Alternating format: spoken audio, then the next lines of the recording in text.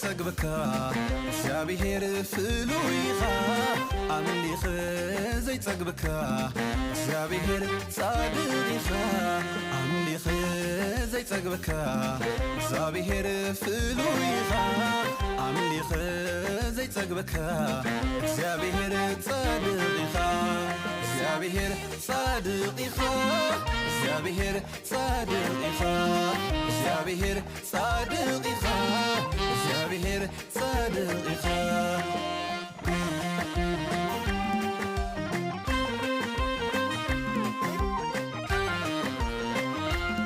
ተመሊኽካ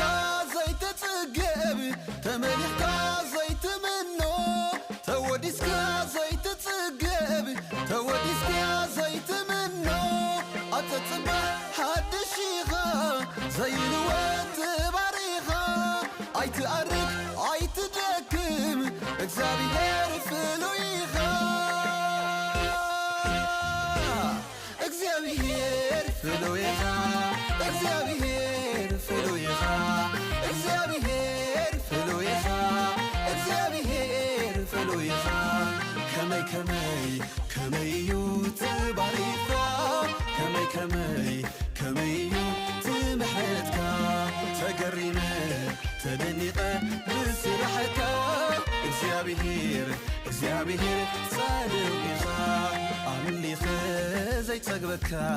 እግዚአብሔር ፍሉይኻ አምልኽ ዘይጸግበካ እግዚአብሔር ጻድቅኻ እግዚአብሔር ጻድቅኻ እግዚአብሔር ጻድቅኻ እግዚአብሔር ጻድቅኻ እግዚአብሔር ጻድቅኻ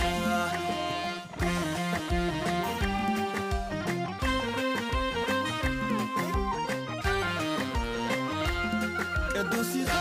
እግዚአብሔር ብማንም ዘይትምርመር ንዘኽብሩኻ ተኽብር ንሓጢአተኛ ትምሕር እዚ ግበር መን ይብለካ በዓል ስልጣን በይንኻ ኢኻ ኩሉ ብርኪ ዝሰግደልካ እግዚአብሔር ሓያል ኢኻ እግዚአብሔር ሓያል ኢኻ